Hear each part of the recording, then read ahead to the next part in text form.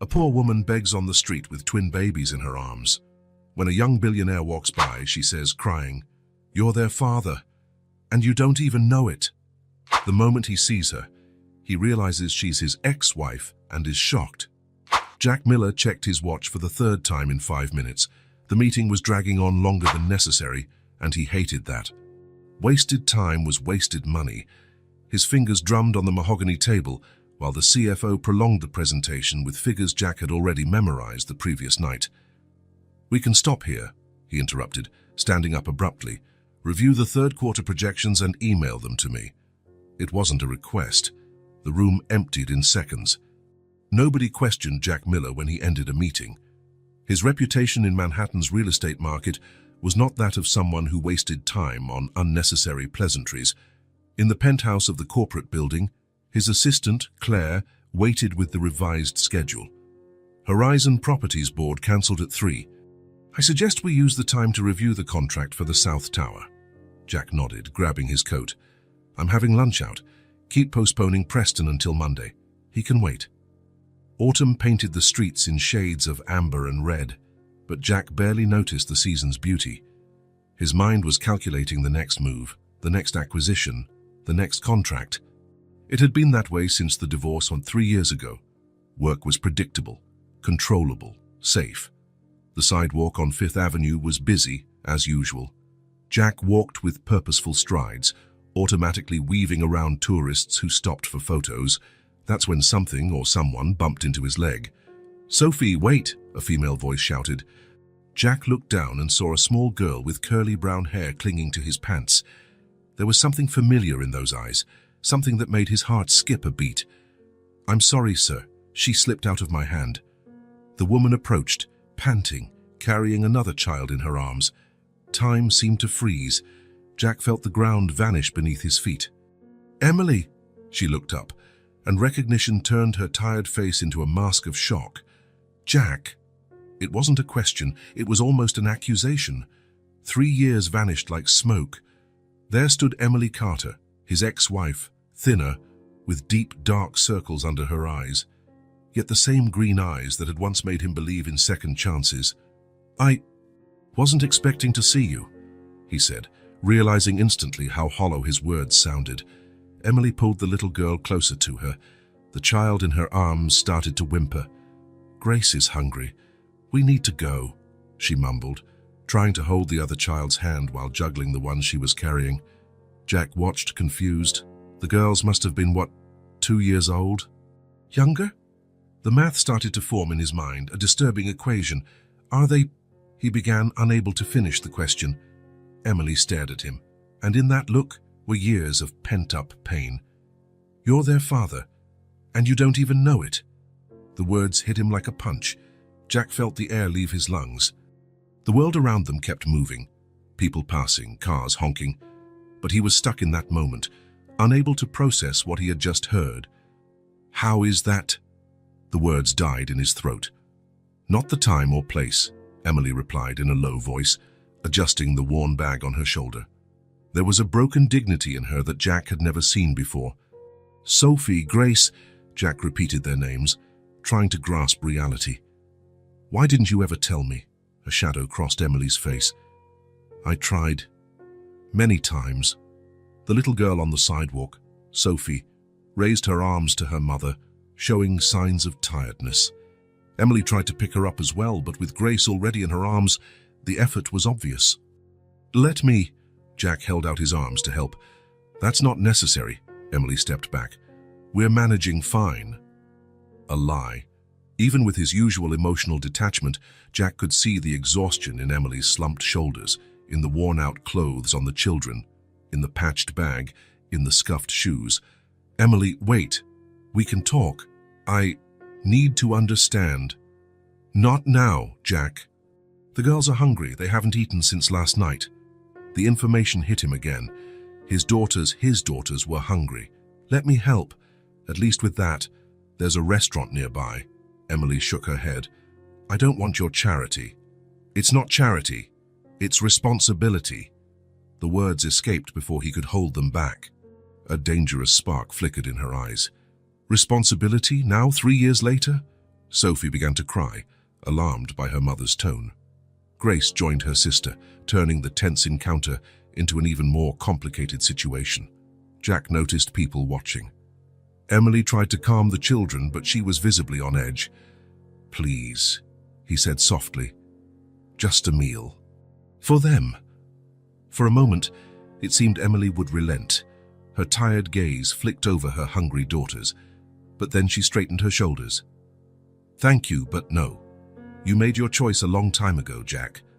She turned and began to walk away, slightly staggering under the weight of the two children. Jack stood there, watching his ex-wife and his daughters he hadn't even known existed, disappear into the New York crowd. The man who controlled multi-million-dollar enterprises, who ran meetings with the coldness of a general, was paralyzed. His phone vibrated in his pocket. Probably Claire, with some corporate emergency that suddenly felt utterly insignificant. Jack didn't answer. For the first time in years, the numbers, contracts, and deals didn't matter. Sophie and Grace, he repeated softly, feeling the weight of those names. With determined steps, he followed in the direction Emily had taken. He didn't know what he would say or do, but he knew he couldn't just go back to his office and pretend that meeting hadn't happened. Those girls were part of him, and he hadn't even known. Jack couldn't sleep. The night passed like a slow-motion film, each minute crawling by as he stared at the ceiling of his penthouse apartment. The whiskey that usually helped him unwind after a day of negotiations remained untouched. Sophie and Grace, his daughters. The reality hadn't fully sunk in yet. How could it? One minute he was a divorced man solely devoted to work, and the next he discovered he was the father of two little girls. He stared at his phone screen for the 1,000th time. The address he had managed to extract from Emily on the sidewalk before she disappeared into the crowd burned into his memory. An address in Queens, far from the opulence of his world in Manhattan. He got up before dawn, ignored the dozens of unread emails, the phone that rang insistently with Claire's name blinking on the screen. None of it mattered now. The coffee he usually drank in an elegant porcelain cup was replaced by a paper cup from a random coffee shop. Jack barely tasted it. His mind was fixed on one destination. The old building contrasted with everything he knew. Peeling paint, a rusty fire escape, a front door that didn't close properly. At least 3 building code violations he could immediately identify. He hesitated before ringing the doorbell of apartment 3B. It wasn't even 8 a.m. Maybe it was too early, but before he could decide, the door opened. Emily appeared, wearing the same clothes as the day before, and as if she also hadn't slept. "You came," she said, no surprise in her voice, as if she already knew he would show up. "May I come in?" Emily looked over her shoulder into the small apartment, then back at him. "The girls are still asleep," Jack nodded. "I just want to talk." "I promise not to wake them." A moment's hesitation, then Emily stepped aside. The interior was even smaller than Jack had imagined. One room that served as both living room and kitchen, and a single door he assumed led to a bedroom. Everything was meticulously organized, in stark contrast to the building's decay. There was no couch, just a small table with 2 plastic chairs.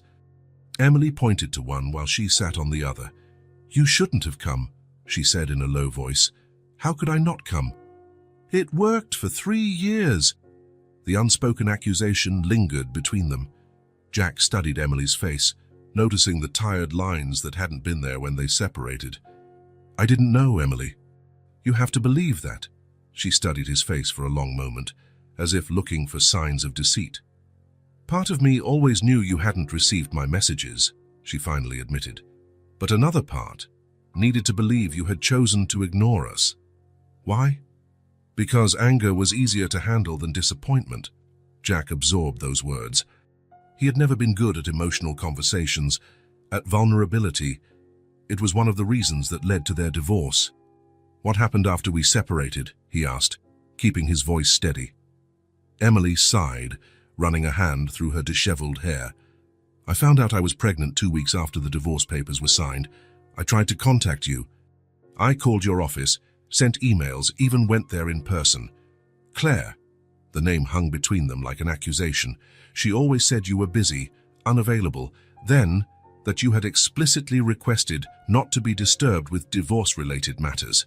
Jack closed his eyes, feeling a wave of anger. Claire, his trusted assistant, the woman who organized every aspect of his professional life. How many other things had she hidden from him? "I'll deal with her," he promised. A soft crying sound came from the adjacent bedroom. Emily stood up immediately, but before she reached the door, the whimper turned into two cries, louder, more urgent. "They always wake up like this," she explained with a hint of a smile. "One starts, the other follows." Jack stood, uncertain what to do. "Can I help with anything?" Emily hesitated, then nodded. "Could you warm some milk? It's in the fridge." While Emily disappeared into the bedroom, Jack examined the tiny kitchen. The nearly empty refrigerator held just the basics: a bit of milk, a few vegetables, leftovers from a meal. The cupboard was also sparse: a box of cereal, a few cans. He warmed the milk as best he could, finding 2 mugs. When Emily returned, she carried both girls, one in each arm. They were both crying, their little faces red and wet with tears. "They have fevers," Emily explained, placing them on the single bed Jack could see now through the open door. "It happens sometimes when things aren't good." Jack approached with the mugs of milk, finally seeing the girls clearly in daylight. Sophie, the one who bumped into him the day before, had a bruise on her arm. Grace looked even smaller. Her lighter hair stuck to her forehead with sweat. "How long have you been like this?" he asked, trying to keep his tone neutral. Emily took one of the mugs, testing the temperature before offering it to Grace. "Like what?" "In these conditions," she shrugged, a gesture meant to minimize the gravity of the situation. "We've moved a lot. This place is temporary. The landlord raised the rent at the last one." Sophie began crying harder. Emily seemed torn between calming both children at once. "Here," Jack offered, making a sudden decision. "Let me try with her." He expected resistance, but Emily just nodded, exhausted. Jack picked Sophie up, feeling the heat of the fever through her thin pajamas. The girl looked at him suspiciously, but accepted the mug he offered. For a few minutes, the small apartment fell quiet, except for the sound of the girls drinking. Jack observed the single room the three shared: a mattress on the floor, a small open suitcase with clothes, a few worn-out toys. "You don't deserve this," he finally said, keeping his voice low so as not to scare the children. "And they deserve it even less." Emily didn't respond, simply continued rocking Grace. "Please," Jack continued, "accept my help for the children." He saw the conflict in her eyes, pride struggling against the practical need to care for the kids. "I don't want your pity, Jack. It's not pity, it's responsibility. I want to do what's right." Sophie, in his arms, began to calm down, her eyes heavy with sleep after the milk. Grace had already fallen asleep in Emily's arms. "We can't go on like this," Emily finally admitted, her voice breaking. "I lost my job last week. The rent is due in 3 days. I was going to have to call my parents." The confession seemed to cost her all her pride. Jack knew how much that meant. Emily's parents were difficult, controlling people. It was one of the things that brought them together initially, both running away from complicated families. "I have a flat," Jack said, "on Park Avenue, 3 bedrooms, secure building. You can stay there while we figure things out." Emily shook her head. "I can't just move into one of your places. It's not mine. It's usually rented to foreign clients, but it's empty now. Nobody will bother you, and it's temporary until we find a better solution." Sophie stirred in his arms, murmuring something in her sleep. Jack felt a wave of protectiveness he had never experienced before. "The girls need stability, Emily. A safe place, proper food, a doctor to check on this fever." Emily glanced at her daughters, then at the miserable apartment around them. Jack could see her inner battle, the pride that shielded her versus the practical need to care for the children. "It's just a place to stay," he insisted gently. "No strings attached. When you want to leave, you can. I promise." Silence stretched. Jack waited, patient as he had never been in business. Finally, Emily nodded once, so slightly he almost missed it. "Just until we find something else, and I'll pay rent." "There's no need." "I'll pay rent," she repeated firmly. I'm not your charity case. Jack recognized the determination in her eyes. This was the same Emily he'd known years ago. Stubborn, proud, independent. The same woman who had challenged him when everyone else just agreed. As you wish, he agreed, knowing that was a battle for another moment. In less than an hour, Emily's and the children's few possessions were packed into 2 battered suitcases. Jack called a car, ignoring the wary look from the driver when he saw both the starting point and the destination. The flat on Park Avenue was exactly as Jack had described, spacious, elegant, impersonal. The kind of place he kept for important clients or occasions when he needed to work late and didn't want to go home. Emily paused at the entrance, holding Grace while Sophie hid behind her legs, wide-eyed. "It's big," was all she said. Jack observed the 3 of them, so obviously out of place in that luxurious environment. He felt a pang in his chest, realizing how he had moved on with his life, accumulating wealth and status, while Emily struggled to feed their daughters. "The bedrooms are over here," he said, carrying the suitcases. "There's food in the fridge, but I can order more groceries." Emily followed, still holding the children. "They've never been in a place like this." "They'll get used to it," Jack tried to reassure her. "Kids adapt quickly." The master bedroom was large, with a king-sized bed and an attached bathroom. Jack showed her the second bedroom, smaller but comfortable, with a single bed. "Maybe the girls can stay here, and you can take the master bedroom," he suggested. Emily shook her head. "They sleep with me. We've always slept together." Jack nodded, realizing how little he knew about his own daughters, their habits, likes, fears. "I'll let you settle in," he said, stepping back to the door. "You have my number, if you need anything." "Jack," Emily called when he was almost out.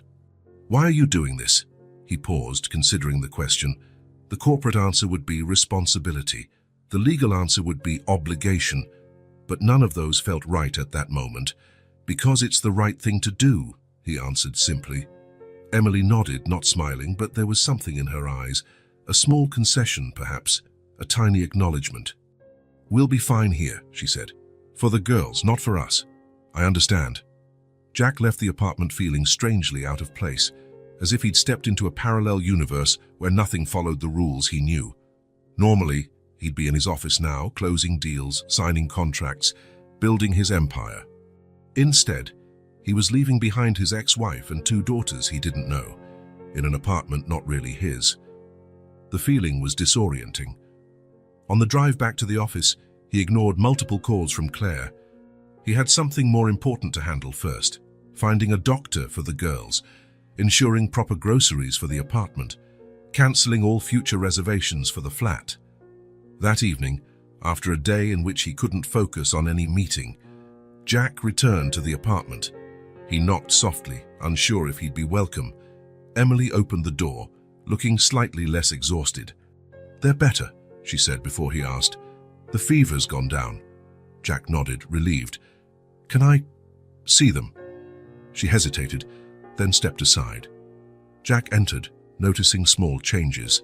Toys scattered on the floor, a blanket on the sofa, signs of life in a place that had always been sterile. The girls were in the bedroom, sitting on the big bed, watching a cartoon on TV. When he walked in, they both looked up curiously. "Remember him?" Emily asked gently. "He's Jack. He's a friend of Mom's."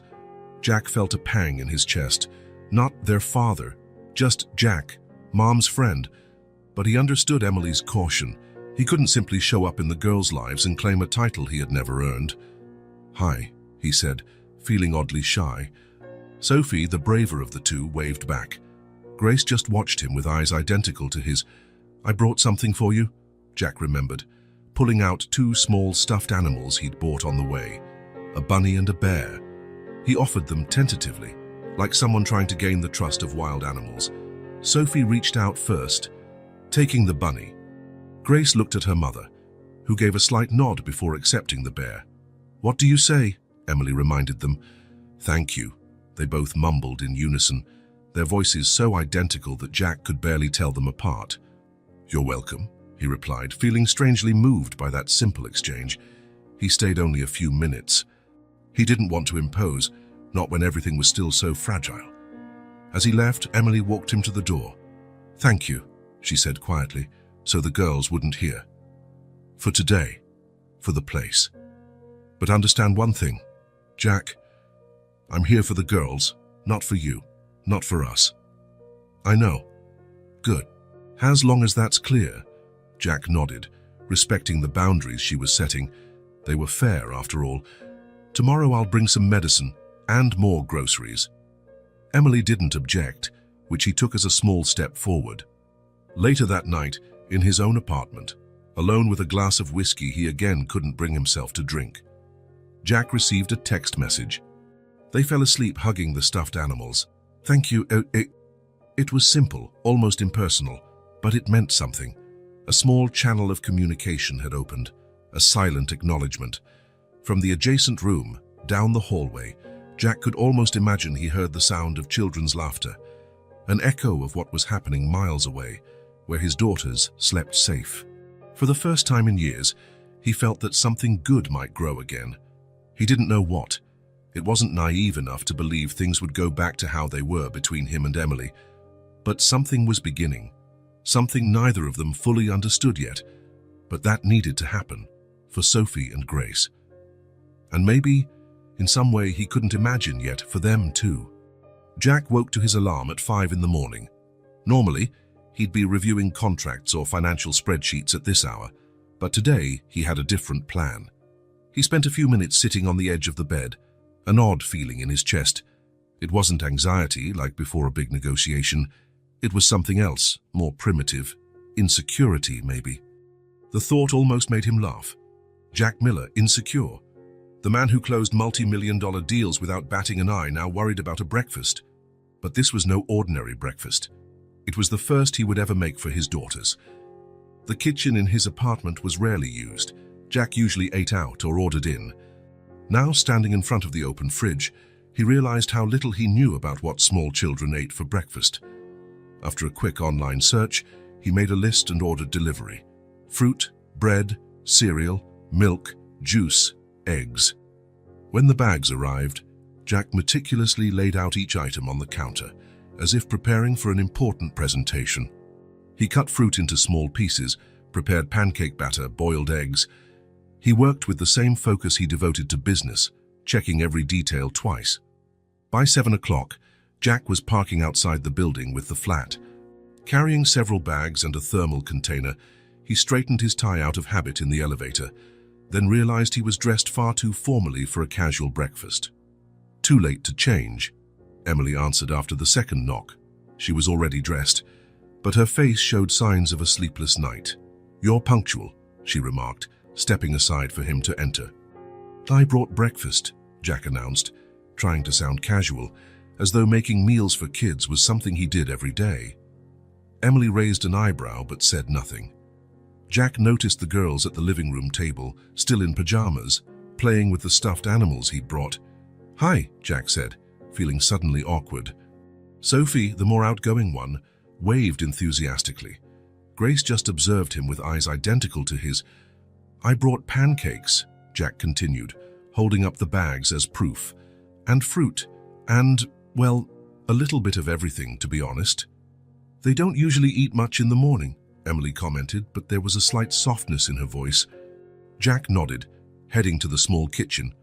With mechanical movements, he began taking containers out of the bags and arranging them on the counter. Emily watched him with an expression he couldn't decipher. "Should I heat the pancakes?" he asked, pointing to the microwave. Emily nodded. "I'll set the table." Jack noticed she hadn't said "we've already eaten" or "that's not necessary." A small step forward. While Emily helped the girls wash their hands, Jack poured orange juice into colorful cups he had bought especially for the occasion. His hands, usually so steady while signing million-dollar contracts, trembled slightly as he held the child-sized cups. "Be careful with the—" Emily's warning came too late. Jack, lost in his own thoughts, bumped into the cup. Orange juice splashed onto the counter and dripped onto the floor. "Sorry," he muttered, feeling his face warm with embarrassment. Sophie, who was watching from the doorway, giggled. "It's okay," Emily said, grabbing a towel. "It happens." Jack took the towel, mopping up the mess, trying to maintain his composure. It was ridiculous to feel so out of place. He led meetings with the most powerful executives in New York, for heaven's sake. But here, he wasn't negotiating real estate ventures. He was trying to build something far more fragile, a connection with his daughters. The girls sat at the table, their curious eyes fixed on the pancakes and fruit. Jack served a bit of everything for each, unsure how much was appropriate. Emily didn't interfere. She just watched closely. "Do you like pancakes?" Jack asked, breaking the silence. "With honey," Sophie answered promptly. "We don't have honey," Emily explained. "I brought some," Jack said, pulling a small jar from the bag. "And maple syrup too. I wasn't sure which you preferred." Something flickered in Emily's eyes. Surprise, perhaps. Jack opened the honey jar, but as he tried to serve it, the lid slipped from his hands, landing with a soft thud on the table. Sorry," he stammered, feeling increasingly inadequate. Sophie giggled again, amused by his clumsiness. This time, even Grace showed a slight smile. "Jack doesn't usually make breakfast," Emily told the girls in a half-conspiratorial tone. "He's learning." There was no malice in her voice, only a statement of fact. Jack felt a surge of gratitude that she hadn't exposed him as entirely inept in front of the kids. Finally seated, Jack watched the girls eat. Sophie tore into the pancakes enthusiastically, while Grace ate more slowly, methodically, cutting each piece with surprising care for someone so young. "Aren't you going to eat?" Emily asked. Jack realized he had just been watching his own plate untouched. "Oh, yes. Of course." He ate mechanically, more focused on the girls than on the taste of the food. It was fascinating to watch them. The small gestures, the expressions, the preferences. Sophie pushed the fruit aside, obviously more interested in the pancakes. Grace, on the other hand, methodically ate everything without showing a clear favorite. Jack poured milk for the girls, filling their cups. "They like their milk warmer," Emily said, noticing Sophie's grimace at the first sip. "Oh," Jack froze, holding the pitcher. "I didn't know." "You couldn't have known," Emily replied, with no accusation in her voice. Jack nodded, feeling the weight of those words. There were so many things he didn't know about his daughters, so many little details, preferences, habits. "I'll remember next time," he promised. The phrase hung in the air. Next time. A tacit acknowledgement that there would be other mornings like this, other breakfasts, other chances. Emily didn't respond, but Jack noticed she didn't deny the possibility. The rest of breakfast went on with sparse conversation. Jack tried asking the girls what they liked to play with, but his questions sounded too formal, as though he were interviewing a child for school. "Horses?" Sophie answered when he asked her favorite animal. "She loves horses," Emily explained. "Especially white ones." "Unicorns?" Sophie corrected with the seriousness only a child can have. Jack smiled, truly smiled, for the first time in many days. "And you, Grace?" he asked, turning to his quieter daughter. Grace looked at her mother, as if seeking permission to answer. "She likes cats," Emily answered for her. "And drawing." Jack absorbed that information like valuable data for a new project. In a way, it was exactly that, learning to know his daughters, piece by piece. When they finished eating, Jack started clearing the dishes. It was a simple, domestic gesture, something he rarely did. In his world, there was always someone else to clean up after him. "Do you have plans for today?" he asked, trying to sound casual. Emily hesitated. "I need to look for a job. I was thinking of leaving the girls with a neighbor in the building, but I'm not sure if—" "I can stay with them," Jack offered, the words out before he could think. Emily stared at him in surprise. "You have work," she reminded him. "I can rearrange my schedule." There was a moment of silence while Emily considered the offer. Jack sensed she was weighing pros and cons, the need to find a job versus the uncertainty of leaving the girls with a father they barely knew. "Maybe not all day," she finally said, "but a few hours." Jack nodded, feeling a strange mix of excitement and fear. A few hours alone with the girls. What would he do? What would they talk about? But as he looked at Sophie smiling at him, and Grace watching him with cautious curiosity, Jack realized it didn't matter how clumsy he might be, or how many drinks he might spill. The important thing was to be there, to start building the bridge between his world and theirs, and maybe, with time and patience. Rebuild something with Emily as well. Not what they had before, that was in the past, but something new, based not only on who they were, but on who they could become now. Parents. A family. Somehow. The first breakfast. The first bridge. After 3 days of failed interviews, Emily returned to the flat exhausted. The job market had little room for a mother who'd spent 3 years solely caring for her daughters. Her once solid resume now had a gap that no one seemed willing to overlook. Jack was in the living room with the girls. Sophie was sprawled on the floor, completely focused on covering an entire sheet of paper with colorful scribbles. Grace quietly played with building blocks he'd brought the day before. "How did it go?" he asked, noticing the dark circles under Emily's eyes. She shook her head, dropping her bag onto the sofa. "Nothing yet." Jack watched as Sophie immediately abandoned her drawing to run over and hug Emily's legs. Grace, more restrained, just looked up and smiled shyly. "I have an idea," he said, as Emily sat down with Sophie now in her lap. "You can't spend all day looking for work and caring for the girls at the same time. It's too exhausting." Emily lifted her chin in that defensive posture Jack knew well. "We're getting by." "I know, but it could be easier." Jack chose his words carefully. "What do you think about hiring a nanny? Someone to help while you look for a job." The suggestion hung in the air. Jack sensed he was treading on delicate ground. For Emily, accepting a nanny was admitting she needed help beyond the basics she'd already accepted, the roof over their heads. "I don't need—" "It's not for you," Jack gently interrupted. "It's for them, and also for me." Emily frowned, confused. "I can't be here every day," Jack explained. "I have the company, meetings, commitments I can't indefinitely postpone, but I also don't want to lose more time away from them." Something in Emily's gaze softened. For the first time since their reunion, Jack saw a glimpse of understanding. "I'll only accept if I can interview the candidate," she finally replied. "I have to trust whoever stays with them." Jack nodded, relieved. "Of course, your choice. I can get recommendations from the agency I use for corporate staffing. They're vetted, with references." Emily agreed with a brief nod. It wasn't enthusiasm, but it was acceptance. For Jack, that was enough. In the following days, while Emily interviewed potential nannies and continued her job search, Jack reorganized his schedule. Important meetings were rescheduled. Video conferences replaced in-person sessions. For the first time in years, his priority wasn't work. 3 times a week, from 9 to 2, Jack took care of the girls. Initially, it was a disaster. He had no idea what order to do things. Snack first, then playtime. What kind of food to serve? How much TV was acceptable? "They like stories," Emily suggested before leaving for an interview. "There are some books in their backpack." Children's books. Jack hadn't read one since his own childhood. He sat awkwardly on the sofa, one girl on each side, and opened the first book he found. A tale about a lost rabbit in the forest. He began reading mechanically, like he was reading a financial report. But the girls looked bored. In desperation, he started improvising, changing his voice for each character, making exaggerated faces. Sophie laughed. Even Grace, always watchful, managed a small smile. Snacks were another challenge.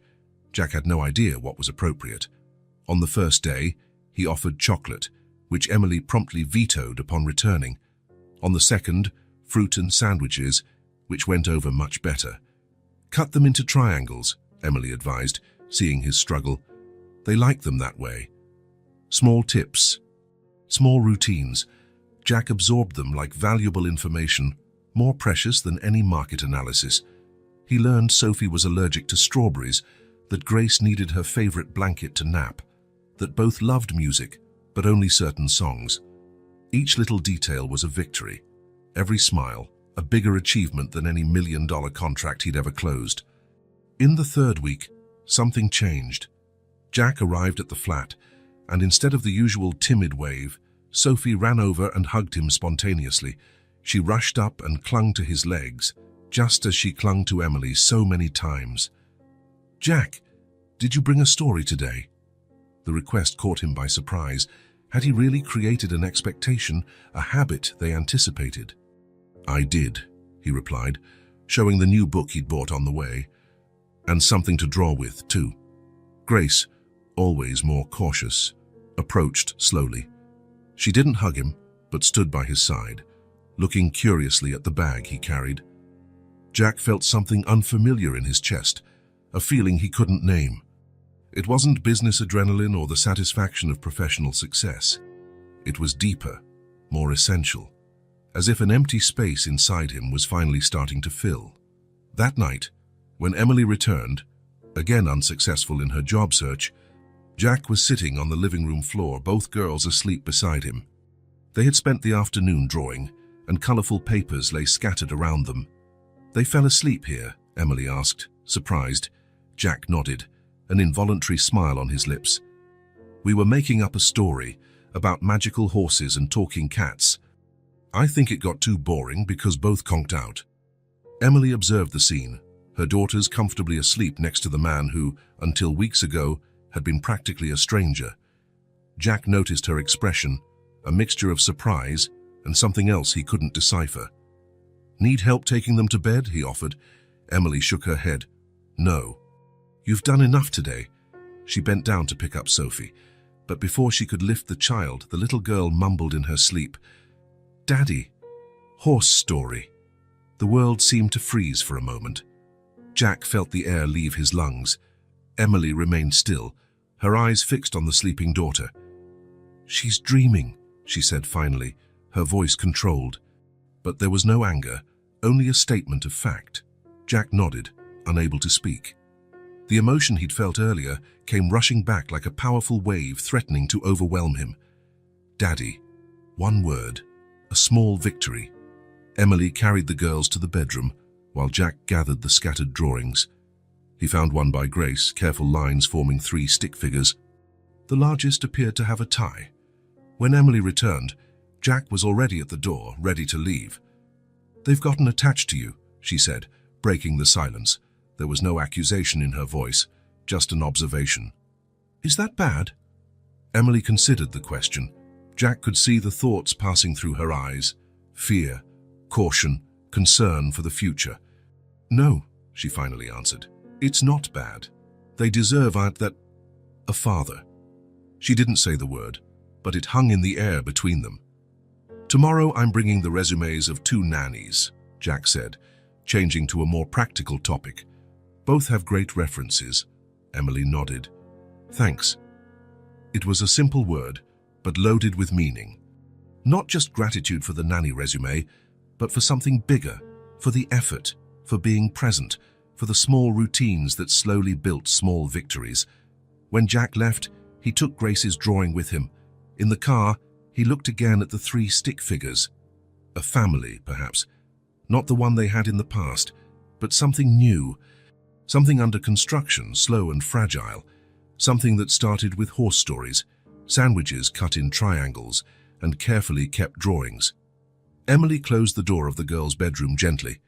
They had finally fallen asleep after a story and several lullabies. The flat was silent, except for the distant sound of Manhattan's traffic 15 floors below. Jack remained on the living room couch, checking emails on his phone. It was almost a ritual now. He'd come for dinner, help with the girls, and when they fell asleep, he'd leave politely. A routine that respected the limits Emily had set, without ever questioning them. She watched him for a moment, noticing the small signs of change. His tie was loosened, his jacket tossed onto a chair instead of hung neatly, his hair slightly messy after Sophie insisted on playing beauty salon. "Would you like some tea?" Emily offered, surprising herself. Usually, this was the time she subtly indicated it was time for him to go. Jack looked up from his phone, equally surprised. "Sure." Emily went to the kitchen and put water on to boil. Her movements were mechanical as her mind raced. It had been almost 3 weeks since they'd moved into the flat. 3 weeks of a strange dance, Jack showing up regularly, bringing presents for the girls, helping with meals, telling stories, Emily looking for work, interviewing nannies, keeping the emotional distance she thought was necessary. But something was changing. She could feel it. She saw it in the girls' eyes when Jack arrived. She saw how he gradually relaxed in their presence. She saw it in herself. in how she no longer had to force cordiality. The kettle whistled, pulling her from her thoughts. Emily prepared 2 cups of tea and returned to the living room. Jack had put away his phone. He accepted the cup with a nod of thanks, creating a moment of shared silence that wasn't awkward, just expectant. "I found a job," Emily finally announced. Jack looked up, genuine interest on his face. "That's great. Where?" "At the public library. Nothing grand, just as an assistant, but it's a start." Jack nodded. "I'm happy for you." Emily looked at her cup, feeling the warmth through the porcelain. She remembered another conversation years ago when she talked about her dream of working with books. Jack had listened, but never truly heard, always too busy with the next meeting, the next contract. "That's why we got divorced, you know," she said suddenly, not lifting her gaze. Jack remained silent, waiting for her to continue. "Not because of the work itself, not because of your ambition. It was because I was screaming on the inside, Jack, for years, and you never heard me." The words hung in the air, heavy with the truth they had never voiced during the marriage or the divorce. Emily went on, as if a dam had broken. "I tried everything. Conversations, letters, even actual screaming, but you were always somewhere else, physically present, mentally absent." Jack set his cup down, the movement careful and controlled. "I know," he said simply. There was no defense in his voice, just acceptance. "When I found out I was pregnant," Emily continued, "part of me was terrified. Not of the babies, as I found out later, but of what it would mean. Another thing for you to ignore. Another part of me screaming without being heard." Jack nodded, absorbing each word as a necessary truth, however painful. "So when I couldn't reach you after the divorce, it felt almost like a confirmation of what I already knew." "I'm so sorry," Jack said. Simple words, but loaded with genuine regret. Emily finally lifted her eyes, meeting his. "I'm not telling you this to make you feel guilty. I'm telling you because the girls deserve more. They deserve a father who listens. Who really listens." Jack held her gaze without looking away.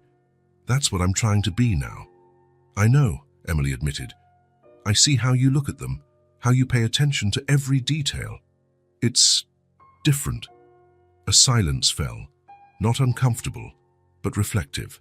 Jack took a sip of tea, then said, "When I saw you on that sidewalk with the girls, it was like my entire world stopped. I realized I'd built an entire life around things that don't really matter."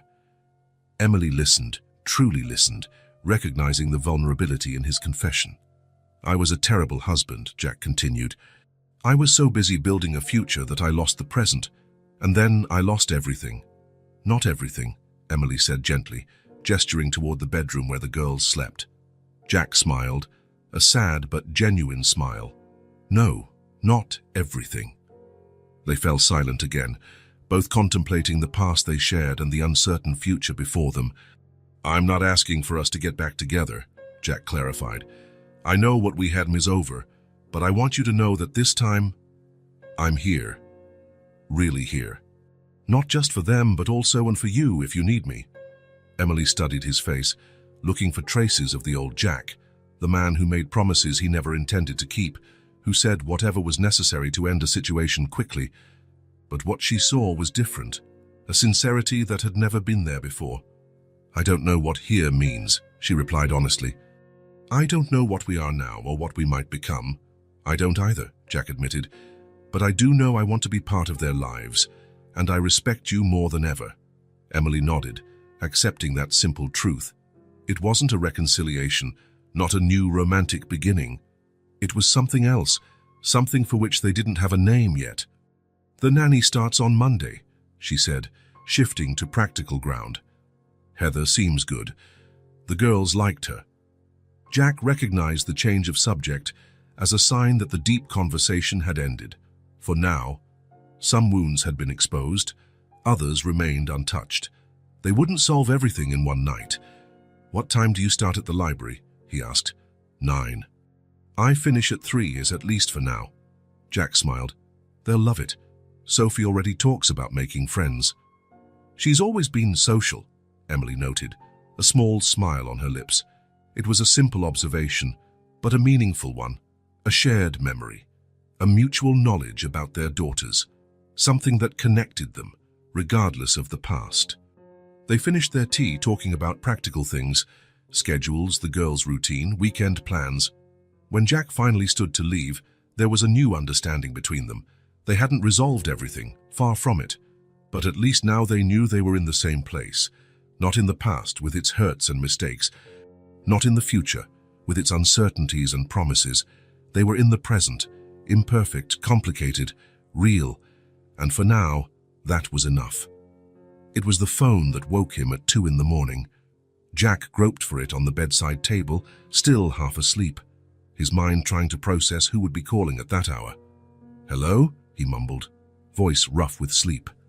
"Jack!" Emily's voice was tense and unlike anything he'd heard before. "It's Grace. She's burning up with fever." Jack sat up in bed immediately, sleep vanishing like morning fog. "How high?" 103, 39.5. It's not going down with the medicine."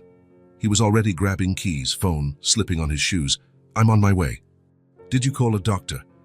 "I called emergency services, but they said the wait time is 2 hours. Don't wait. I'll take you to the ER right now. I'll be there in 15 minutes. Jack drove like never before. New York in the wee hours was different. Empty streets that were usually gridlocked. Red lights he rolled through carefully if there was no danger.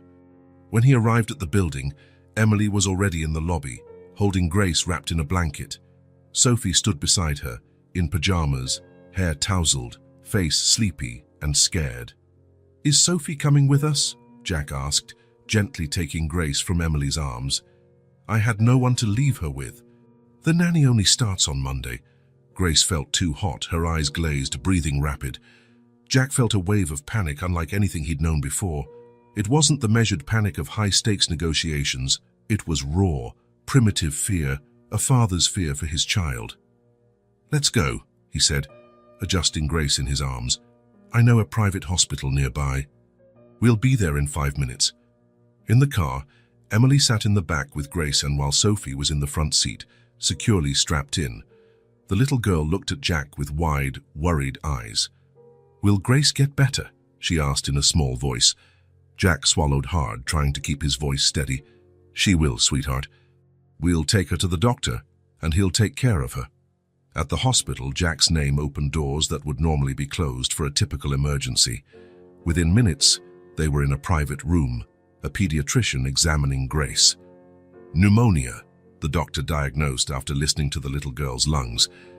"We caught it early, but she needs observation overnight. She can probably go home tomorrow with antibiotics." Emily let out a breath she didn't realize she was holding. Jack stood next to her, a hand lightly resting on her shoulder. She didn't pull away from his touch. "I can stay with her," Emily said, glancing at Sophie, who had fallen asleep in an armchair in the corner. "But Sophie—" "I'll stay with both," Jack interrupted. "You need rest too." Emily hesitated, but the exhaustion of recent days seemed to finally weigh on her shoulders. "Are you sure? You have work tomorrow." "Nothing that can't wait." This was a change. The Jack of 3 years ago would never have said that. Nothing had been more important than work, deals, and deadlines. Now he didn't need to think twice. A nurse brought in a couch bed for the private room. Jack settled Sophie there while Emily sat in the chair next to Grace's bed. The girl was asleep now, the medication taking effect, fever gradually subsiding. "Why don't you get some rest?" Jack suggested, seeing Emily's eyes fighting to stay open. "I'll watch her." Emily shook her head, stubborn as always. "I'm fine." "Emily, please." There was something new in his tone, not an order, not a condescending suggestion, a genuine request from equal to equal. After a moment, she gave in. "Just for an hour." "Sure." Emily lay down beside Sophie on the couch bed, and within minutes she was asleep. Jack took the chair she'd left, watching Grace sleep. The IV in her tiny arm seemed too big, too invasive. The heart monitor beeped regularly, reassuring. "You'll be fine," he murmured, more to himself than to his sleeping daughter. The night dragged on. Jack stayed awake, dividing his attention between Grace in the hospital bed and Emily and Sophie on the couch. Every hour, a nurse came to check Grace's vitals, Record data, adjust medication. At some point, Grace opened her eyes, disoriented. "Mommy?" she called weakly. "Mommy's sleeping a little," Jack answered, leaning over the bed. "But I'm here. Want some water?" The girl nodded. Jack helped her take a few sips through a straw, holding the cup carefully. "It hurts," Grace whimpered. "I know, sweetheart. The medicine will make the pain go away soon." Grace looked at him, truly looked, like she was seeing him for the first time. Despite her fever, her eyes were surprisingly clear. "Stay with me," she asked. Something inside Jack shattered. A wall, perhaps, a final barrier. "Always," he promised, voice thick with emotion. He adjusted the bed to its lowest position and, carefully avoiding the IV line, lay next to his daughter. Grace immediately snuggled against him, finding the warmth and comfort she needed. Jack wasn't sure when he fell asleep. He only realized he had when he awoke to a weight on his shoulders. He opened his eyes slowly, confused by the unfamiliar surroundings. Then he remembered. Hospital. Grace. The little girl still slept in his arms, her breathing calmer now, her skin less hot to the touch. Someone had placed a blanket over them. Jack raised his eyes and saw Emily sitting in the chair beside the bed. She was quiet, watching them with an expression he couldn't decipher. It was no longer the defensive mask of the past weeks, nor the hurt look from their first meetings. It was something new, something he hadn't seen in years. "What time is it?" Jack asked softly, not wanting to wake Grace. 6 in the morning, Emily replied in the same quiet tone. "She's better. The fever's down to 100, 37.5 degrees. Jack nodded, relieved. He tried moving without disturbing Grace, but she clung to him even in her sleep. "I stayed with them while you slept," Emily said. "We sort of traded shifts without realizing." There was a gentle humor in her voice. Jack smiled. "I think she chose me as a pillow," he joked, indicating how Grace was curled against his chest. Emily didn't respond immediately. Her gaze shifted from Grace to Jack, then back to Grace. "She chose you as a father," she finally said. "It's different." The words hung between them, loaded with meaning. Jack swallowed hard, trying to contain the sudden rush of emotion. "I wasn't there when she was born," he said, voice low and gravelly. "I wasn't there for her first steps, her first words. But I swear, Emily, I'll be there for everything else." Emily nodded once, one firmly. She didn't speak, but Jack realized she didn't need to. Her act of covering them with the blanket, her choice to sit next to them instead of waking him, that said more than words could. Grace stirred, opening groggy eyes. She looked first at Jack, then saw her mother. "Mommy!" she called, reaching out her little hand. Emily moved closer instantly, sitting on the edge of the bed. Jack started to move aside to give them space, but Emily shook her head. "Stay!" she said simply. Then, without warning, Emily extended her arm, wrapping both Jack and Grace in a group hug. It was awkward, with the child in between them and the IV tubes in the way. But it was real. It was a hug that didn't ask permission, that didn't care about the past, about mistakes or hurts. The kind of hug that happens only when something stronger than pride takes over. Love for a daughter, gratitude for whoever protects that daughter, the realization that some things are bigger than old wounds. It wasn't complete forgiveness. This would take time, conversations, proof. But it was a beginning. The start of something that, in the early hours of the morning in a hospital room, finally felt possible. 2 weeks passed since that hospital night. Grace had fully recovered thanks to antibiotics and constant care. The incident had changed something between Jack and Emily. Not a complete reconciliation, but a silent truce, a mutual recognition. Jack continued visiting the flat daily, sometimes just for dinner. Other times he stayed longer, helping put the girls to bed. Emily no longer protested. The boundaries she had once drawn so firmly were beginning to soften. At the library, Emily finally had steady work. Nothing extraordinary, but it gave her a sense of purpose and, most importantly, independence. Heather, the nanny, took good care of the girls while she worked. Things seemed to be finding a rhythm at last. On a Friday, Jack showed up earlier than usual. The girls were still out at the park with Heather, and Emily had just arrived home from work. "I need to show you something," he said, skipping the usual casual cheek kiss.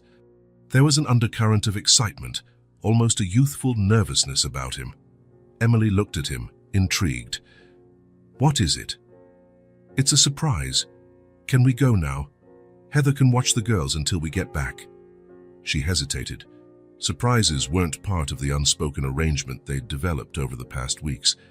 But the look on Jack's face, a mix of enthusiasm and anxiety, was something new. Something she hadn't seen since their early months of dating, years ago. "All right," she finally agreed, "but let's not take too long." In the car, Jack remained strangely silent. He drove through a residential neighborhood Emily didn't recognize, far from the center of Manhattan, with houses instead of skyscrapers, trees lining the sidewalks. "Where are we?" she asked, when he finally parked in front of a two-story house with a small porch and a yard in front. Jack didn't answer. He got out and walked around and opened the door for her. Emily followed him, confused, until they reached the house's entrance. "What are we doing here, Jack?" He took a deep breath, then pulled something from his pocket. A key. Simple, shiny, new. "It's yours," he said, holding it out to Emily. "No rent, no deadline, just peace." Emily looked at the key, then at the house, then back to Jack. Understanding slowly dawned on her face. "You bought a house?" Jack nodded. 3 bedrooms, 2 bathrooms, a backyard out back, big enough for a swing set, close to good schools, and about 20 minutes from the library where you work. Emily stood still, words failing her completely. Jack continued, "The flat was never a permanent solution. You deserve a place to call home, a place that's really yours." "Jack, I can't accept this." "Yes, you can," he insisted gently. "This isn't a trap, Emily. I'm not trying to buy your forgiveness or force my presence on you. The deed is in your name, only yours. No strings attached." Emily shook her head, feeling unexpected tears forming in her eyes. "I don't need your charity." "It's not charity," Jack said firmly. "It's the least I can do, and you know that." He opened the door and stepped aside, inviting her in first. Emily hesitated, then stepped over the threshold. The interior was spacious, filled with natural light from large windows. The walls were painted a soft beige. The hardwood floors gleamed new. There was no furniture yet, just space, possibilities. Emily walked slowly through the living room, then the kitchen. Her fingers traced the granite countertop, the white cabinets. "It's perfect," she admitted, almost against her will. Jack stayed by the entrance gate, giving her room to explore on her own. He wasn't trying to sell her on the idea. He wasn't pushing. He was simply waiting. Emily climbed the stairs. She found the master bedroom, large and bright. 2 smaller bedrooms, ideal for the girls. A bathroom with a bathtub, something the flat didn't have, and which the girls would love. When she came back downstairs, Jack was still in the same spot and patient. Something about his face reminded Emily of the man she'd fallen in love with years ago, before ambition consumed everything, before the distance, before the divorce. "I'll pay," she said, tears barely held in check. It was a statement of independence, a declaration that she wasn't surrendering. Jack stepped forward, not too close, still respectful of her space. "You already paid," he replied in a low voice. "With every step of courage, every sleepless night caring for them, every moment you had to be both mom and dad." The words hit Emily like waves, undermining her last defenses. A tear slid down her cheek. "Accept it," Jack continued gently, "for everything I put you through. And for the kids." Emily closed her eyes briefly, letting her pride, the shield she had worn for so long, finally yield a bit. "The girls will love the backyard," she whispered, voice trembling. Jack smiled, a genuine smile that reached his eyes. "Sophie will want to swing, and Grace will probably spend hours drawing in that corner by the window." It was true. Emily could picture her daughters in that space, growing, playing, living, a place to call home. "When can we move in?" she asked, finally giving in to the idea. "Whenever you want. It's yours now."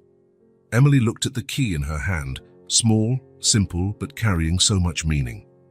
"Thank you," she finally said, the words insufficient to convey everything she felt. Jack nodded. There was no triumph in his face, no hint of superiority, just relief and perhaps a bit of hope. "Let's go get the girls," he suggested. "We can bring them to see it," Emily agreed, pulling herself together. "They're going to freak out." They left together, her house now. In the car, Emily remained silent, processing it all. It wasn't just a house Jack had given her. It was a statement, an apology, a promise. It wasn't perfect. There were still many unspoken conversations, many wounds not fully healed, but it was a real beginning. When they arrived at the flat to pick up the girls, Emily stopped Jack before he got out of the car. "This doesn't change everything," she said, wanting to be clear. "We still have a lot to work through." "I know," Jack answered simply, but Emily continued, "It's a good start." Jack smiled, the same smile that, years ago, made her believe he would be the father of her children. And now, finally, he was becoming exactly that. "A new start," he agreed. For a moment, they just looked at each other, not as ex-husband and ex-wife, not as adversaries, but as two people trying to rebuild something, not what they once had, but something new, something better. "Come on," Emily said finally.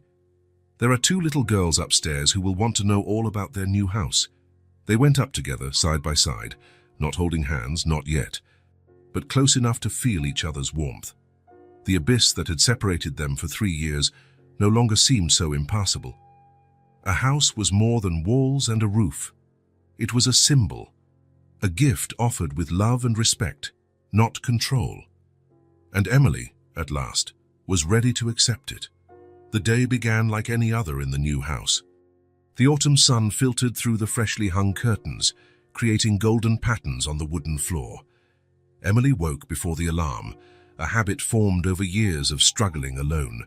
For a moment, she lay there, absorbing the quiet, the solidity of the walls around her, the sense of safety that still felt strange.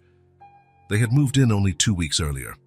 Boxes were still piled in some corners, but the girls' rooms were already set up, top priority. Jack had helped with the move, bringing new furniture Emily reluctantly accepted. "It's not for you," he had said. "It's so they have a proper start." And she hadn't been able to argue. Emily got up and checked on the girls. Both slept soundly. Sophie sprawled with one arm dangling off the bed. Grace curled into a tiny ball under the covers. Heather, the nanny, would arrive in an hour to watch them. Today was different. Today was the day of the final interview. After 2 rounds of selection, Emily had reached the decisive phase for a position at the Manhattan Public Library. It wasn't a high-level job, an assistant role, organizing books, helping visitors, but it represented something she had almost forgotten, her own identity beyond being a mother, beyond being an ex-wife. She chose her clothes carefully, a simple but elegant outfit purchased specifically for the occasion. Light makeup, hair pulled into a discreet bun. Professional but not intimidating. Approachable but not too casual. "You can do this," she whispered to her reflection in the mirror, trying to believe her own words. The morning passed in a blur of nerves.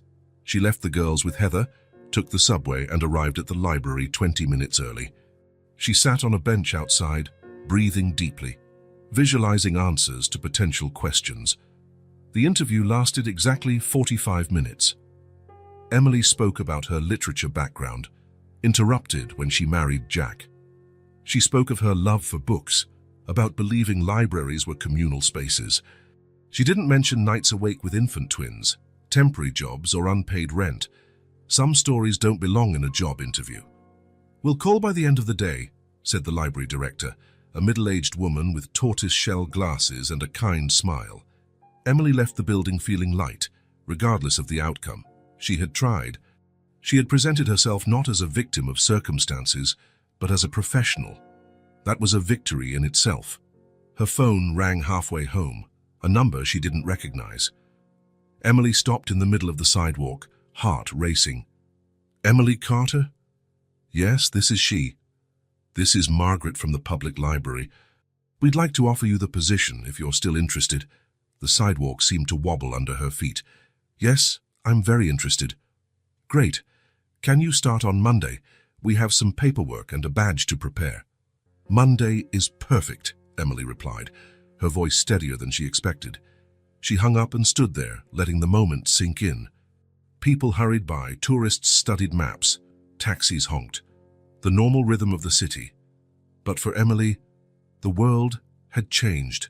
She needed to tell someone. She almost called Jack out of habit, then paused. No, this was her achievement. He would find out soon enough. When she got home, the sun was already setting. Heather was in the kitchen, making pasta for the girls' dinner. Sophie was drawing at the table, tongue sticking out in concentration.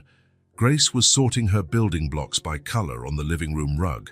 "Mommy!" Sophie shouted when she saw her, immediately abandoning her pencils to run to the door.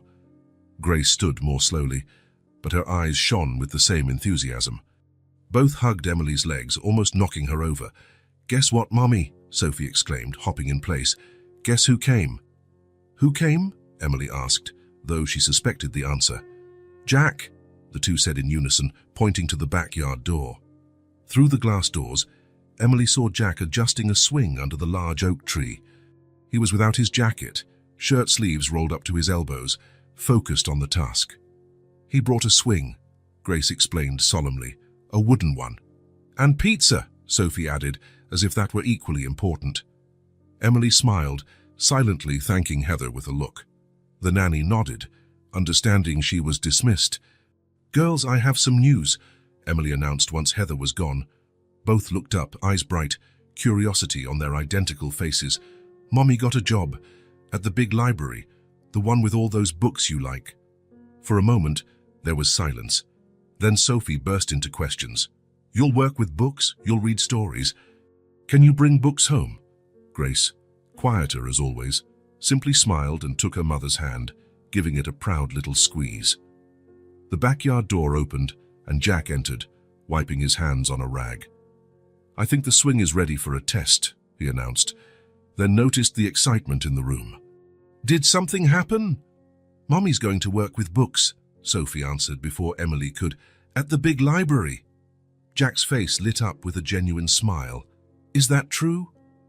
Emily nodded, finally allowing herself to feel the full weight of her accomplishment. "I start on Monday." "That's wonderful, Emily. Really wonderful." There was no surprise in his voice, just a calm certainty, like he'd never doubted she could do it.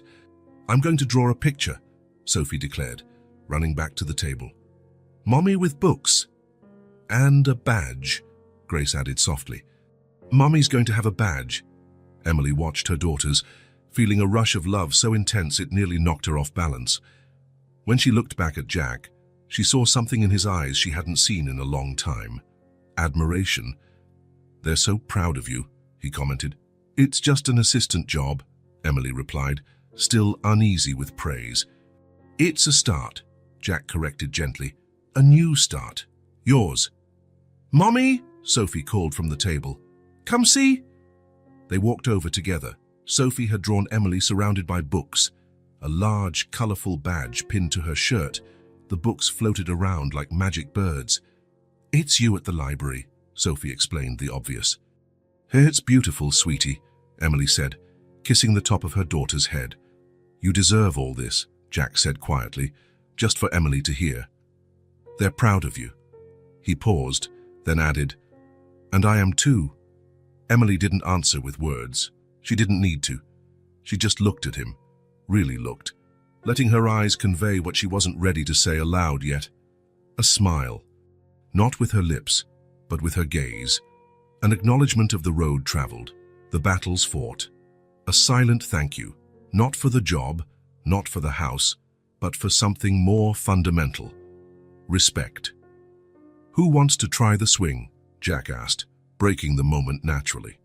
"Me!" the girls shouted in unison, racing to the backyard. Emily lingered a moment, carefully setting aside Sophie's drawing like a talisman. Then she followed them outside, where her daughters laughed and Jack alternately pushed them on the new swing. This moment was hers too, a step that was solely hers, yet somehow was also a step forward for all of them. A routine was forming. 3 days a week, while Emily worked at the library, Jack rearranged his schedule to stay with the girls. Heather, the nanny, handled the other 2 days. Weekends were flexible. Sometimes Jack appeared, sometimes he gave Emily and the girls space. On that rainy Thursday, Jack arrived earlier than usual. He carried a mysterious box and a soaking umbrella. "What's in there?" Sophie asked immediately, always curious, always direct. Jack smiled, pressing a finger to his lips in a secret gesture. "Materials for an adventure." Grace approached silently, her attentive eyes fixed on the box. Even after nearly 2 months of interaction, she was still more cautious, always observing before engaging. "What adventure?" Sophie insisted, hopping around him. "How about we build a magical kingdom?" Jack suggested, opening the box to reveal colorful poster board, rounded scissors, glue, markers, and small battery-operated LED lights. The girl's eyes widened at the possibilities. Within minutes, the kitchen table had transformed into an improvised art studio. Jack had only planned a few simple decorations, but soon found himself immersed in a whole narrative about dragon princesses who protected enchanted forests. "And they breathe colorful fire," Sophie added seriously. "Fire that doesn't burn, just makes plants grow." "And they talk to animals," Grace said, so into the story that she forgot her usual shyness. "All of them." Jack absorbed each detail, adding elements to the story, drawing very badly the characters they described. They weren't just sketches, it was an entire universe they were creating together. When they finished, the kingdom took over the entire living room. Cardboard castles, crepe paper trees, little lights representing stars and magical beings. A collaborative effort, messy and perfect. "Lunchtime," Jack announced, noticing it was already past noon. In the kitchen, he tried making something special: star-shaped sandwiches, juice in colorful cups, fruit carved like flowers. The result was far less elegant than he'd envisioned. The sandwiches looked more like smudges than stars, and the fruit resembled unrecognizable shapes. "Is this a flower?" Sophie asked, pointing to what was supposed to be a melon flower. "It's a magic flower," Jack improvised, "a very rare one." Grace eyed her plate, then Jack, and smiled. "Okay, it looks nice," she said with a maturity beyond her years. Like she was trying to reassure him, Jack felt a warmth in his chest. It wasn't pity in Grace's eyes, it was understanding. As if she knew the important thing wasn't a perfect lunch, but the effort behind it. They ate together, chatting about the magical kingdom, adding new elements to the story. Jack listened more than he spoke, absorbing every detail of his daughter's personalities. Sophie, exuberant and creative; Grace, observant and deep. After lunch, they built a blanket fort in the living room, in the middle of the magical kingdom. Jack told stories, improvising adventures about the dragon princesses and their forest friends. The girls corrected him, added details, laughed at his funny voices. In the middle of one particularly elaborate tale, Sophie turned to him with sleepy eyes, the excitement of the day finally catching up with her. "This is the best story ever, Daddy," she murmured, snuggling against his shoulder. The world seemed to freeze. Jack felt the air leave his lungs. Daddy. The word hadn't been spoken before, at least not awake, not intentionally. His eyes met Grace's, who was watching quietly as usual. He worried she might feel pressured by the term Daddy, that it would create distance, but she just inched closer, leaning against his other arm. "Tell more, Daddy," she whispered, almost testing out the word as if it were a new taste. Jack felt a tightness in his throat, a surge of emotion so strong he couldn't continue the story for a moment. He took a deep breath, blinked away the moisture in his eyes, and went on about the dragon princesses. When Emily arrived home from work, she found the three of them asleep in the blanket fort, surrounded by the magical kingdom of paper and LED lights. Jack in the middle, one girl curled on each side, their breathing synchronized, as if they were parts of a single entity. She stood silently for a moment, noticing the remains of the artistic lunch in the kitchen, the scattered art materials, the obvious happy chaos that had taken over the house. Jack opened his eyes, sensing her presence. Carefully, not to wake the girls, he disentangled himself and crawled out of the fort. "They called me Daddy," he said softly when he reached Emily, the emotion still clear on his face. Both of them. Emily nodded. There was no surprise in her eyes, just calm acceptance, as if she'd witnessed something inevitable. "You're starting to earn that name," she replied simply. The words hit Jack hard. It wasn't just recognition, it was absolution, a seal of progress on a journey he hadn't known how to start just months ago. "I won't fail them, Emily," he promised, voice steady despite the emotion. "Not again." Emily studied him for a long moment, as though searching his face and his eyes. Whatever she was looking for, she seemed to find it. She said nothing more, she didn't have to. The commitment was there, born not of words or grand gestures, but of daily actions, of invented stories, messy lunches, and honest hugs, born of consistent decisions that formed a tangible pattern of reliability. Jack watched Emily step over to the fort to check on the girls. He felt the weight of the title he had just received, not just father in the biological sense, but daddy, with all the emotional meaning that word carried. It was a beginning, an unwritten contract, sealed by a child's word and an adult's recognition. A commitment that at last made sense. The porch of the new house had become Emily's favorite spot on mild autumn nights. A rocking chair, a cup of tea, the distant rustle of leaves in the wind. This was all she needed after a day at the library and hours playing with the girls. Jack had become a constant presence, almost daily, not imposed, not intrusive, just present.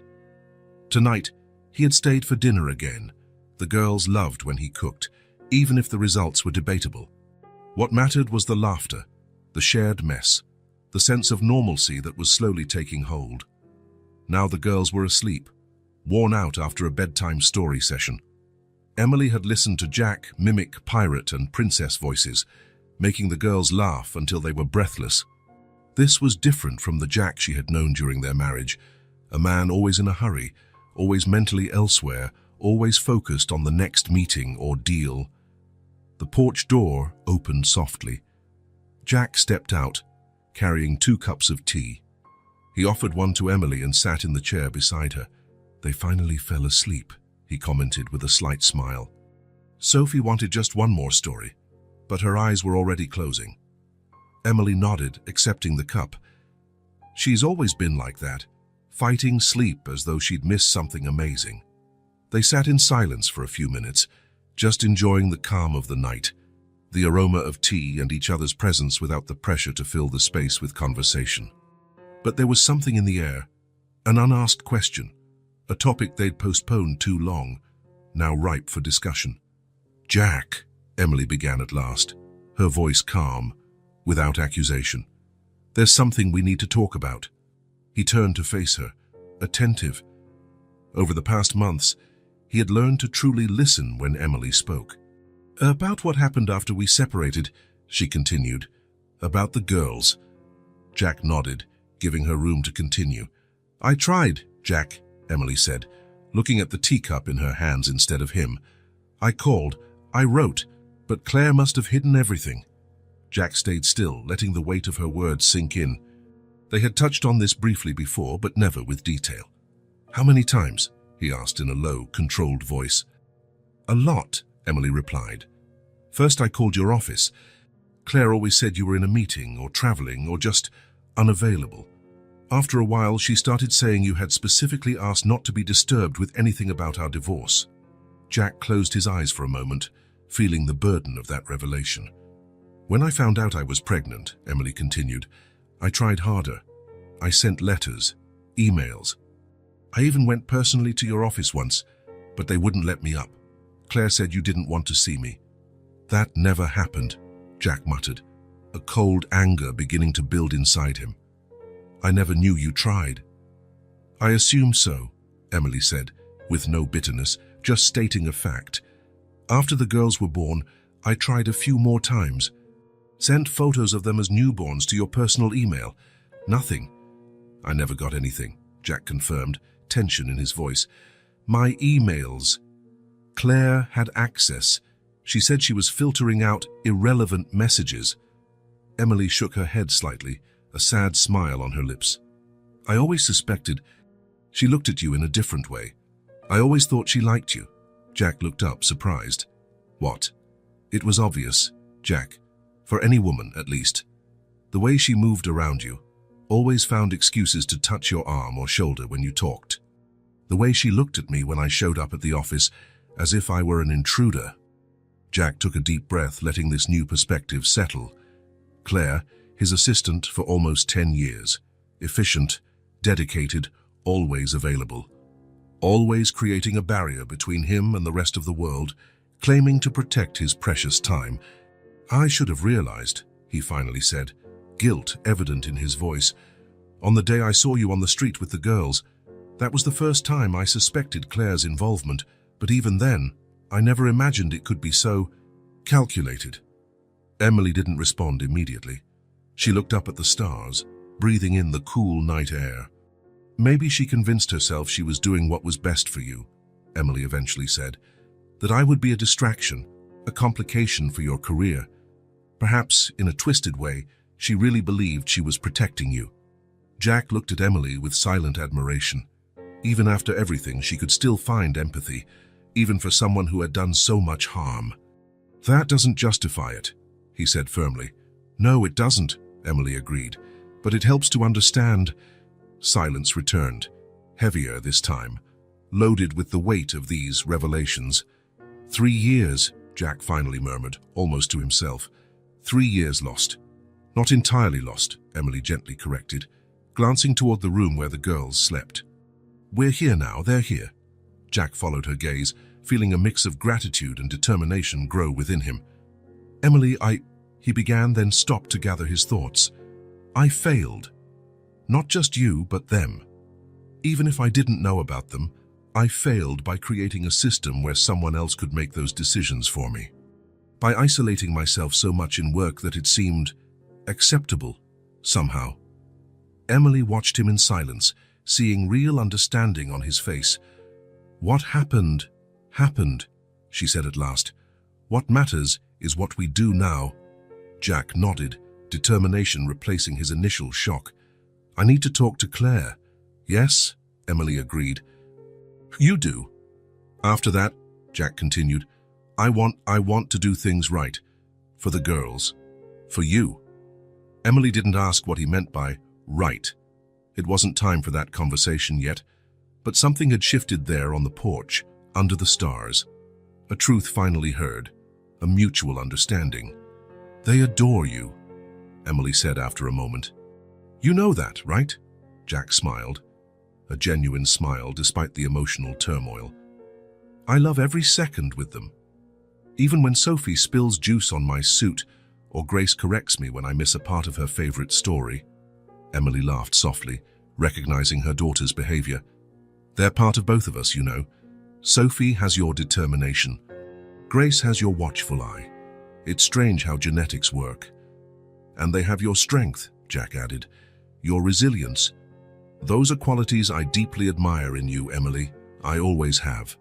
The words hovered between them, too sincere to be brushed off, too intimate to ignore. Emily simply nodded, accepting the compliment without trying to diminish it. Another small step forward. It's getting late, she finally said, rising from the chair. Jack also rose, understanding the sign that the conversation was over for now. There was much to process, much to do. Confronting Claire would be only the start of a larger process of re-evaluation and rebuilding. As they walked back into the house, Jack knew nothing would be simple. But for the first time, he felt clarity. He knew he had failed, but he also knew he wanted to understand and fix it. Not just with words or grand gestures, but with daily actions proving he had truly changed. For the first time in years, Jack felt he was exactly where he needed to be, facing exactly what he needed to face. And, painful as it was, there was something liberating about that. Jack arrived at the office earlier than usual. He wanted a few moments alone to collect his thoughts before confronting Claire. After the conversation on the porch with Emily, he had spent a nearly sleepless night, rethinking the last 3 years, coincidences now revealed as manipulations, the filters that had removed Emily and his daughters from his life. The empty office felt solemn that morning. Jack walked the silent halls to his own office, sitting in his chair and looking toward the anteroom where Claire had worked for nearly a decade. The efficient, dedicated, indispensable Claire. On the dot, she arrived at 8. Jack watched her through the slightly open door. Perfectly styled hair, immaculate suit, professional smile, a mask he was only now beginning to see. "Good morning, Jack," she greeted, noticing the open door. "You're in early." "We need to talk," he replied, pointing to the chair across from his desk. "Now." Something in his tone made Claire's smile falter for an instant, but she quickly recovered. "Sure, is it about the 10 o'clock meeting?" "No." Jack waited until she was seated. "It's about Emily." The name hung between them, heavy with meaning. Claire blinked, but kept her expression neutral, years of practice in hiding emotions. "What about her?" "You intercepted her calls, her letters, her emails, for 3 years." It wasn't a question. Jack kept his gaze fixed on her, watching the micro-expressions flicker across her face. Surprise, tension, a momentary panic, then recalibration. "Am I mistaken?" he pressed when she didn't answer. Claire shifted in the chair, her fingers tightening on the purse in her lap. "I did what was best for you," she finally said. "Best for me," Jack echoed, keeping his voice controlled despite the anger bubbling beneath. "Hiding the fact that I had 2 daughters was best for me." Claire turned pale. "You know about the children?" "Yes, Claire. I know about Sophie and Grace. I ran into Emily almost 3 months ago by chance. On the street." Silence stretched between them. Claire seemed to be calculating her options, as she always did in a crisis. Jack could practically see her mind sorting through alternatives, crafting justifications. "You were devastated after the divorce," she said finally. "You were focused on rebuilding the company, on proving your worth. Emily would have been a distraction, a setback. That wasn't your decision to make. Someone had to protect your interests," Claire insisted, a desperate edge creeping into her voice. "You didn't see the bigger picture." "And you did?" Jack leaned forward. "The bigger picture that meant I'd never meet my daughters. That Emily would face pregnancy and those early years alone, struggling to survive." Claire looked away. "I didn't think it was that serious." "Lies," Jack retorted, his voice cutting like a blade. "Emily was clear, specific. You knew exactly what you were hiding." Silence returned, heavier than before. Claire suddenly seemed smaller, as if her mask of total competence had finally cracked. "Why?" Jack asked, voice gentler now. "The truth, Claire, after all this time, I at least deserve that." She raised her eyes, and Jack saw something he'd never noticed, raw vulnerability, almost painful to behold. "You needed to focus," she repeated her earlier argument, but her tone had changed. "She would have held you back." Claire paused, taking a deep breath. "And yes, I've always loved you, and you never saw me." The words hung between them like a long-contained confession. Jack felt their impact, not complete shock given his recent suspicions, but still jarring to hear it directly from her. 10 years, Jack," Claire continued, her professional mask entirely gone now. 10 years by your side, knowing your habits, your preferences, your ambitions. 10 years being exactly what you needed, when you needed it. And you never saw beyond the efficient assistant. Jack took in her confession silently. There was real pain there, but also an unsettling distortion, a justification for unforgivable actions. "You destroyed my chance to be a father," he finally said. Words heavy with the truth they now both faced, "and I let it happen." Claire didn't respond. There was nothing she could say. "You're fired, Claire." The words were not spoken in anger, but with a sad clarity and unshakable finality. "Jack, please," she tried one last time. "It was a lapse in judgment. We can fix this. I can fix this." He shook his head. "There's no fixing what's been lost. 3 years, Claire. First steps, first words. They don't come back." "I'm so sorry," she said, sounding genuinely remorseful. "I truly am. I thought I was protecting you." "You were protecting yourself," Jack corrected softly, "from losing your position, your control. You twisted everything to justify your actions." Claire lowered her head, accepting the truth of his words. "HR will process your departure," Jack went on. "There will be a proper severance, references if you need them. I'm not trying to destroy your future, Claire. I just can't have you in my life anymore." "I understand," she murmured, standing slowly. At the door, Claire turned back one last time. "Do they look like you, the girls?" The question caught Jack off guard. There was genuine, almost innocent curiosity there, clashing with the calculated manipulation she had orchestrated. "Sophie has my smile," he answered after a moment. "Grace has my eyes. Both have their mother's strength." Claire nodded, absorbing the image of children she would never meet. "Goodbye, Jack." "Goodbye, Claire." When the door closed, Jack remained still for a long moment. 10 years of professional partnership ended. A betrayal revealed and confronted. A chapter closed. He picked up his phone and, for the first time in his career, cancelled all his meetings for the day. There was something more important to do. "From now on, I choose my family," he murmured to himself as he grabbed his coat. Consciously. And he left the office without looking back. Jack drove almost mechanically from the company to Emily's house. The streets of Manhattan blurred past, his thoughts more real than the world outside. The conversation with Claire still echoed in his mind, her justifications, her confession, the look of someone who had built an alternate reality where her actions seemed noble, necessary. When he arrived, he found the front door slightly ajar. Inside, he could hear childish laughter. Jack paused for a moment, letting that sound wash away the tension he'd been carrying since morning. "Jack," Emily's voice called from inside. "Is that you?" He stepped in, closing the door behind him. Emily was in the living room, folding small pieces of clothing.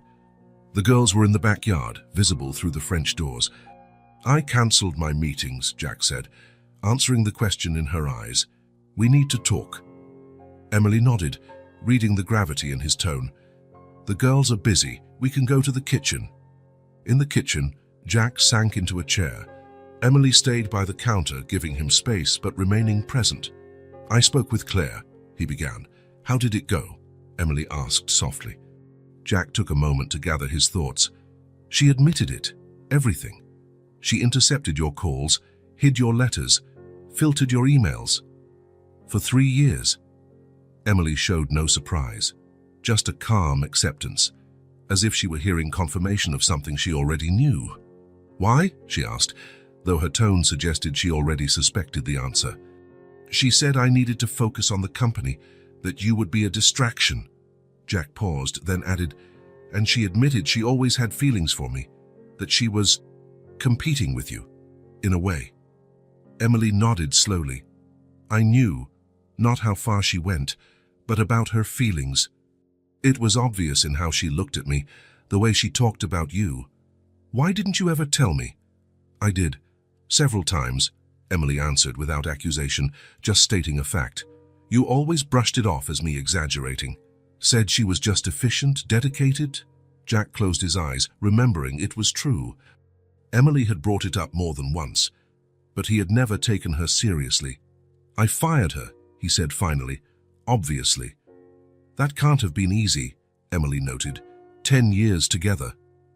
Jack looked at her, once again struck by her capacity for empathy, even towards someone who had caused so much harm.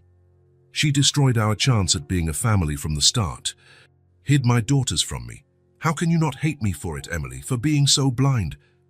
Emily sat down at the table, finally facing him. "I tried to hate you at first," she admitted. "It was easier to believe you knew about the girls and just didn't care. Easier than admitting that maybe you really didn't know. Why? Because if you didn't know, it meant I spent 3 years alone unnecessarily. That all those sleepless nights, all those temporary jobs, all those run-down apartments." She paused, taking a deep breath. "It all could have been different." Jack felt the weight of those words, the weight of all the what-ifs that could never be answered. "But I realized something," Emily continued, "when I saw you with the girls, when I saw the man you're becoming now." "What?" "That maybe we needed those 3 years apart. I needed to find my own strength. And you needed to learn to really see what matters." Jack took in her words, feeling their truth resonate deeply. "I knew about Claire," Emily added softly, "but you needed to discover it for yourself." There was a wisdom in her words that touched Jack in a way he hadn't expected. Emily wasn't just forgiving him. She was acknowledging the value of the individual journeys they'd both taken. "I'm so sorry," Jack said, simple but laden with meaning. "For everything. For being blind, for being absent, for letting work overshadow us." Emily nodded, accepting his apology without diminishing it. "What happens now?" she asked after a moment. The question hung between them, an intersection, a moment of choice. "I don't want to fix the past anymore," Jack finally answered, choosing his words carefully. "I want to take care of what we have now." It wasn't a plea to resume their marriage, to pretend the intervening years never happened. It was a different proposition, to honor the present in all its complexity. "The girls need both of us," he went on. "In different ways, but complementary." "Yes," Emily agreed. "They do. And Jack hesitated, then decided to be completely honest. "I need the three of you. I don't need us to go back to what we were. I just need to be here, for them, for you, if you'll let me." Emily didn't answer immediately. Her gaze shifted to the window, where the girls still played outside, unaware of the conversation shaping their future. Then, in a simple but deeply significant gesture, she reached across the table and took Jack's hand. She didn't speak. She didn't let go either. That was answer enough. For now.